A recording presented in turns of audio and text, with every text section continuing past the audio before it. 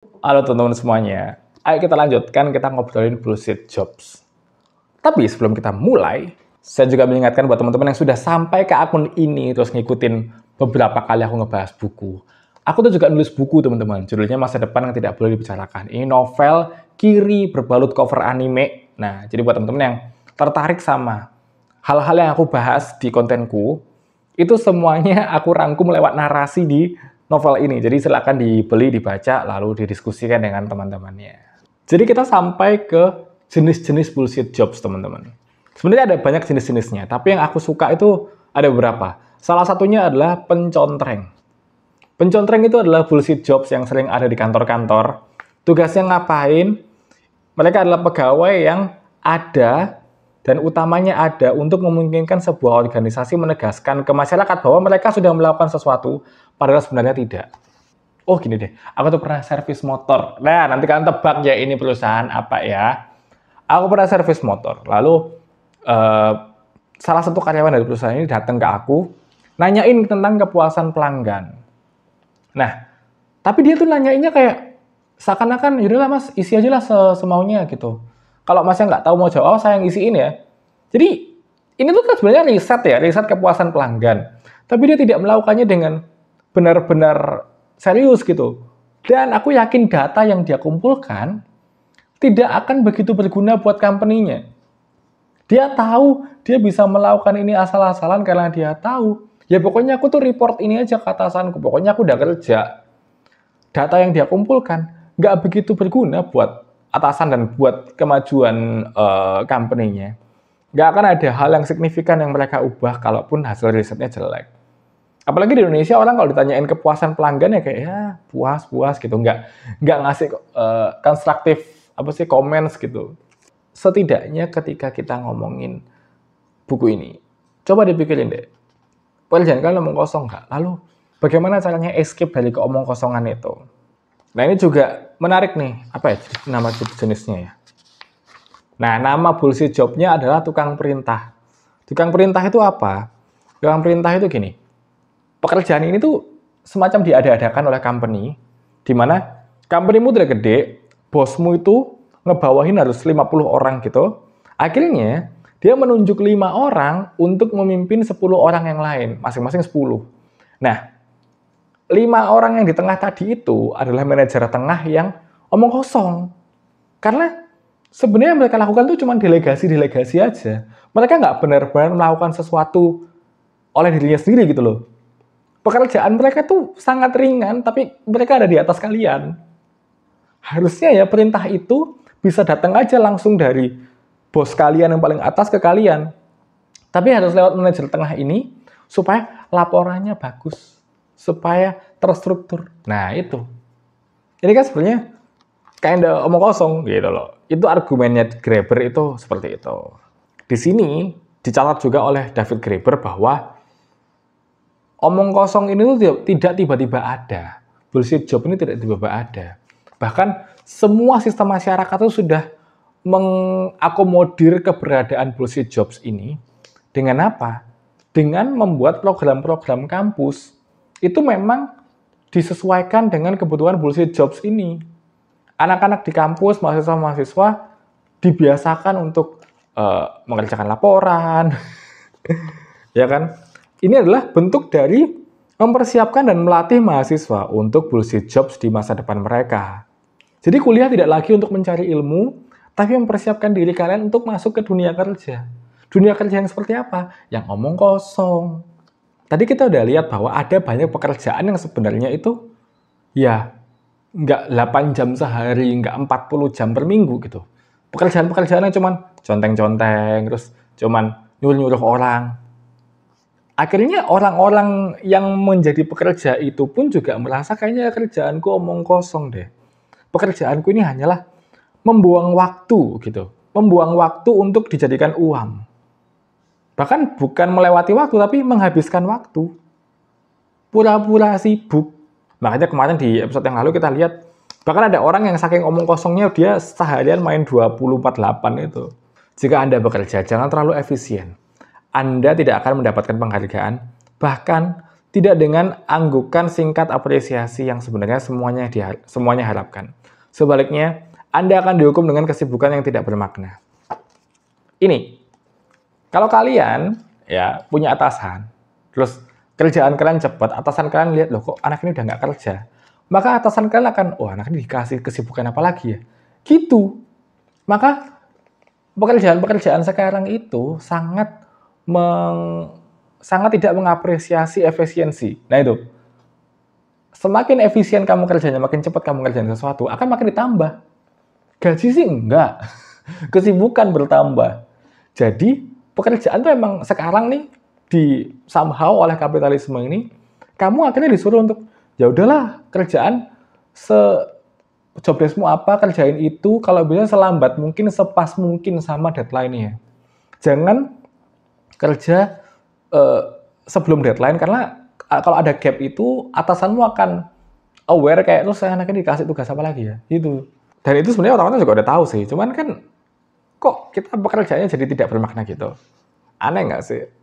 Nah, sebenarnya inti dari buku ini aku udah sering bahas di konten IG bahwa sarannya dia, ujung-ujungnya sarannya di belakang adalah ya udah kalau emang kerjaan kita tuh banyak ngebuang waktunya, kita kumpulin aja waktu yang terbuang ini, ya waktu yang sia-sia ini jadi 1 hari lagi. Coba deh kita mulai implementasikan 4 hari kerja gitu. Manusia itu kebutuhannya nggak cuma kerja. Di sini dituliskan, manusia itu butuh punya pengalaman untuk sosial, berbaur dengan manusia lain. Kalau enggak, manusia itu batinnya itu menjadi membusuk. Maka biarkanlah kita punya waktu yang lebih longgar untuk bertemu dengan teman-teman kita, terus keluarga, gitu ya. Jadi biarin aja, biarin kita punya waktu lebih longgar untuk menjadi manusia. Di dalam dunia kerja itu, mau nggak mau, manusia itu nggak bisa jadi diri sendiri. Ini Arlie Russell Hochschild memperkenalkan konsep buruh emosional.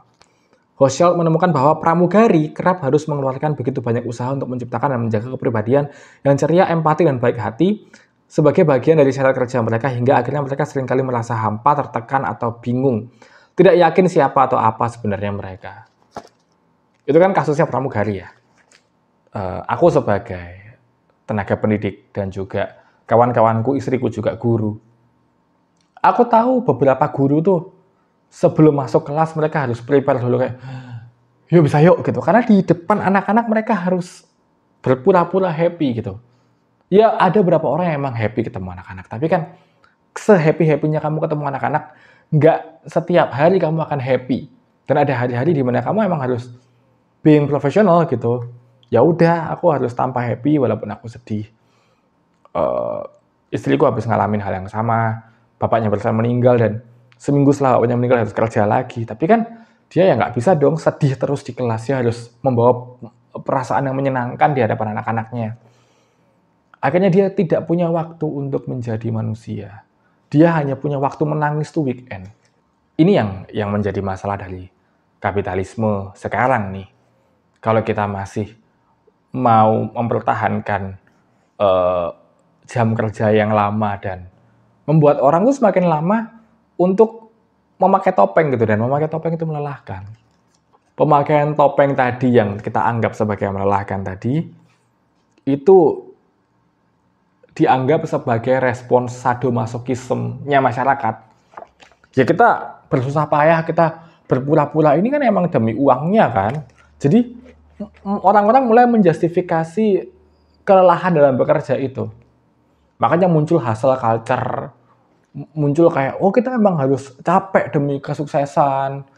Ada riset menarik bahwa tahun 1960-an, psikoanalisis radikal Eric Fromm pertama kali mengusulkan bahwa bentuk-bentuk non-seksual dari sadisme dan nekrofilia cenderung merajalela dalam urusan sehari-hari di lingkungan yang sangat puritan dan hierarkis. Ini aku akan baca ini sebagai penutup buat sesi kali ini, Bella. Nanti di akhir kita bisa baca sisanya.